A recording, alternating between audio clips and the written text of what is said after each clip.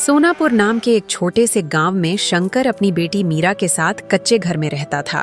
खेती की जमीन पहले ही गिरवी जा चुकी थी और घर चलाने के लिए रोज किसी न किसी से उधार लेना पड़ता।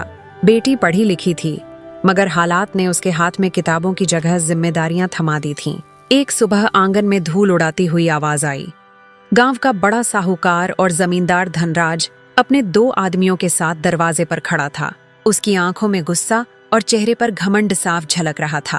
ओ शंकर, बाहर निकल। कितने बरस हो गए मेरे पैसे दबाए बैठे हो, आज हिसाब चाहिए अभी। शंकर कांपते कदमों से बाहर आया।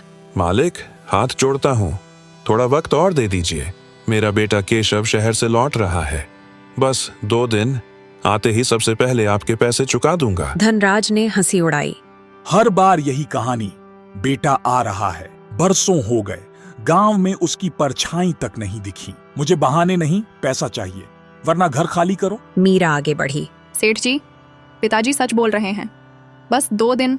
धनराज ने उंगली दिखाकर चेतावनी दी। ठीक है, आखिरी बार, 2 दिन की मोहलत। तीसरे दिन अगर पैसा नहीं मिला, सामान सड़क पर फेंकवा कर तुम्हें गांव से बाहर करवाऊंगा। वह धमकी देकर चला गया।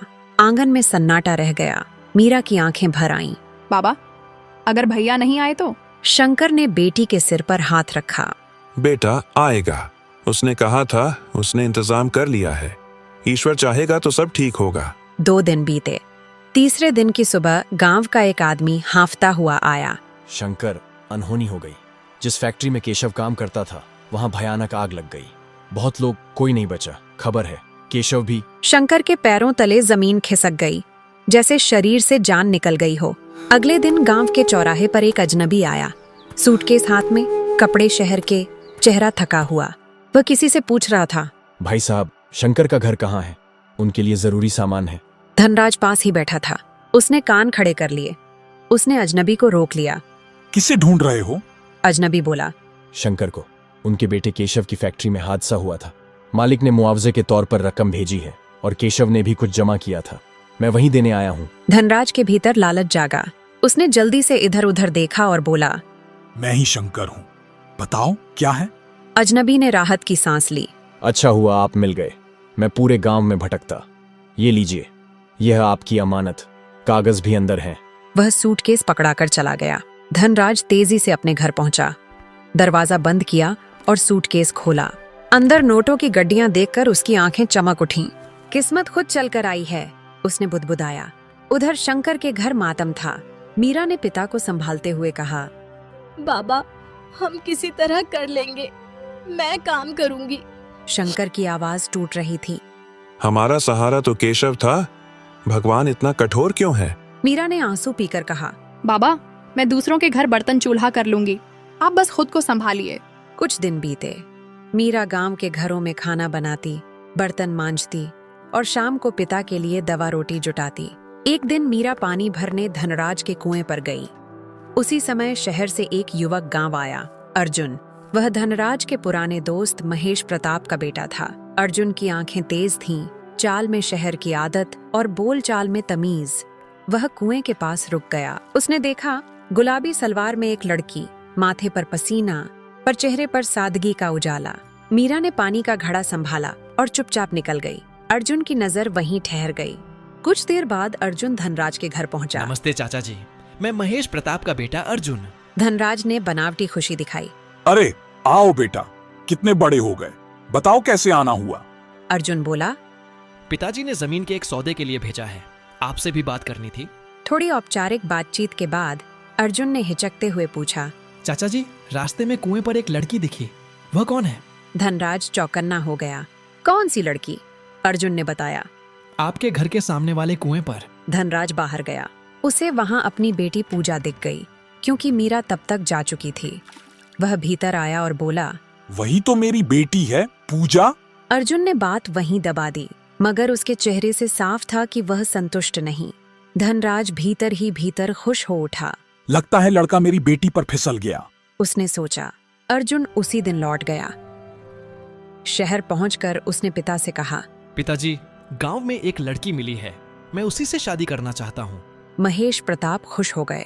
अरे वाह, मेरे दोस्त धनराज के घर की बात हो तो और भी बढ़िया। कल ही रिश्ता लेकर चलते हैं। अगले दिन महेश प्रताप, उनकी पत्नी और अर्जुन धनराज के घर पहुंचे। दोस्ती के पुराने किस्से चले। फिर महेश प्रताप ने साफ कहा, धनराज, अर्जुन को तुम्हारी बेटी पसंद आई है। हम रिश्ता पक्का करने आए हैं। धनराज के चेहरे पर जीत की मुस्कान फैल गई। ये तो मेरे लिए सौभाग्य है। बुलाता हूँ बेटी को। उसने आवाज लगाई, पूजा, इधर आ। पूजा आई। अर्जुन उसे देखकर ठिठक गया। वह धीरे से बोला, चाचा जी, ये वही लड़की नहीं है जिसे मैंने कुएं पर देखा था? धनराज तुरंत बोला, अरे बेटा, ध्यान से देखो, वही तो थी। अर्जुन ने सिर हिलाया। नहीं, वह लड़की गुलाबी सूट में थी। इसके चेहरे और आंखों में अलग बात थी। धनराज के दिमाग में बिजली कड़की। वो तो मीरा थी, शंकर की बेटी। उसके भीतर डर और गुस्सा दोनों उठे। महेश प्रताप ने अर्जुन को समझाया, बेटा, पूजा में क्या कमी है? अच्छे घर की लड़की है। अर्जुन ने स्पष्ट कहा, पिताजी, मैं उसी लड़की से शादी करूंगा जिसे मैंने देखा था। मैं किसी दबाव में फैसला नहीं कर सकता। महेश प्रताप को बुरा लगा। उन्होंने धनराज से माफी मांगी और परिवार लौट गया।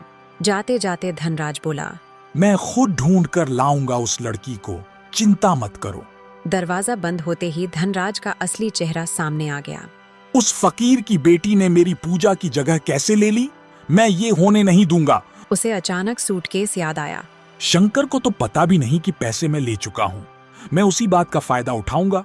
पहले उसे गांव से बाहर भगाऊंगा, फिर अर्जुन को मजबूरन पूजा से शादी करनी पड़ेगी। अगली सुबह धनराज शंकर के घर पहुंचा। ओह शंकर, अब बहुत हो गया। मेरे पैसे आज दे, नहीं तो घर खाली कर। शंकर रो पड़ा। सेठ जी, बेटा तो चला गया, मेरे पास कुछ नहीं है। धनराज ने कठोर आवाज में कहा, मुझे दुख से मतलब नहीं, या तो पैसा या घर, आज ही। मीरा ने पिता का हाथ पकड़ा। बाबा चलिए, अब यहाँ रहकर क्या करेंगे? हम किसी तरह कहीं और। शंकर की आंखें झुक गईं। वे घर छोड़कर गांव से बाहर जंगल की तरफ निकल गए। वहां मीरा ने लकड़ियों और पत्तों से छोटी सी झोपड़ी बनाई। शंकर की तबीयत टूटने लगी। मीरा ने अब बर्तन चूल्हे के साथ साथ जंगल से लकड़ी काटकर बेचने का काम भी शुरू कर दिया। एक दिन मीरा ने खाना रखकर कहा, बाबा आप खा लेना, मैं लकड़ी लेने जा रही हूँ, शाम तक लौट आऊंगी। दिन बीत गया, शाम हो गई, मीरा नहीं लौटी। शंकर घबराया। मेरी बेटी कहीं मुसीबत में तो नहीं? वह लाठी लेकर जंगल की ओर निकल पड़ा। चलते चलते उसे चक्कर आया। वह रास्ते में गिर पड़ा। उसी वक्त अर्जुन गांव में उसी लड़की की तलाश में भटक रहा था। उसने एक बूढ़े को जमीन पर पड़ा देखा। वह दौड़ा। बाबा, अर्जुन ने उसे सहारा दिया। आप ठीक हैं? पेड़ के नीचे बैठाया, पानी दिया। शंकर ने कांपती आवाज में कहा, बेटा, मैं अपनी बेटी मीरा को ढूंढने जा रहा था।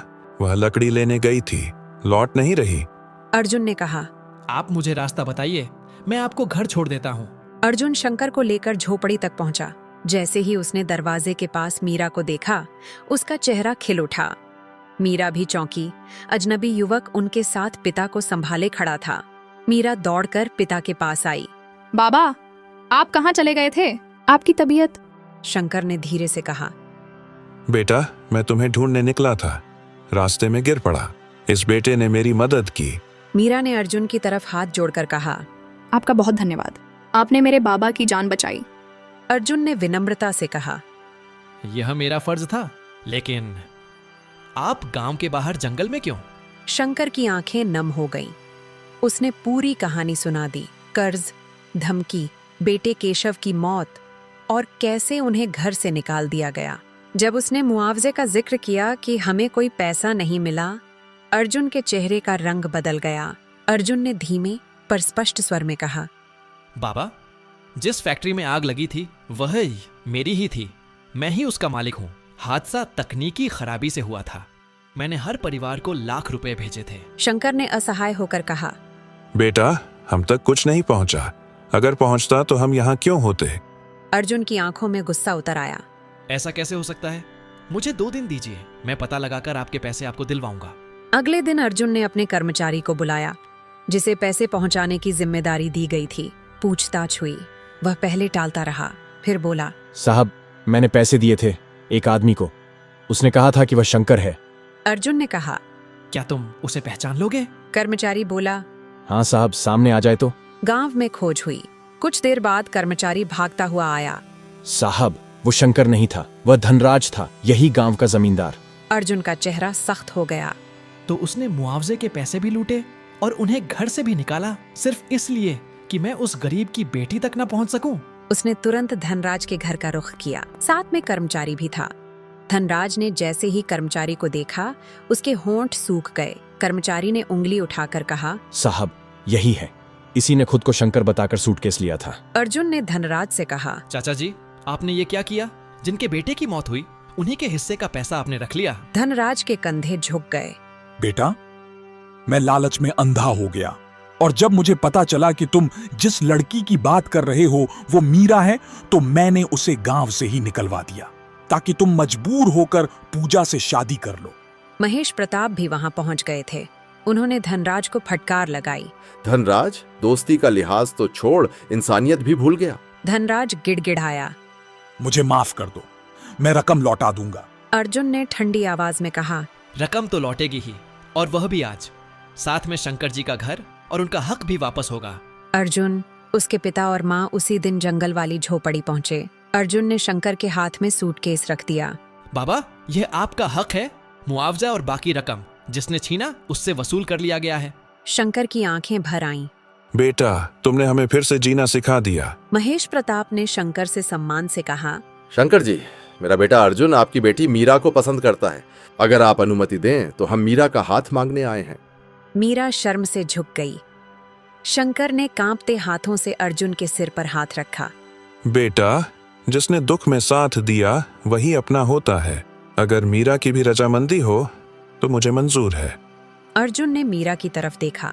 मीरा ने धीमे से कहा, जो बाबा की इज्जत रखे वही मेरी इज्जत है।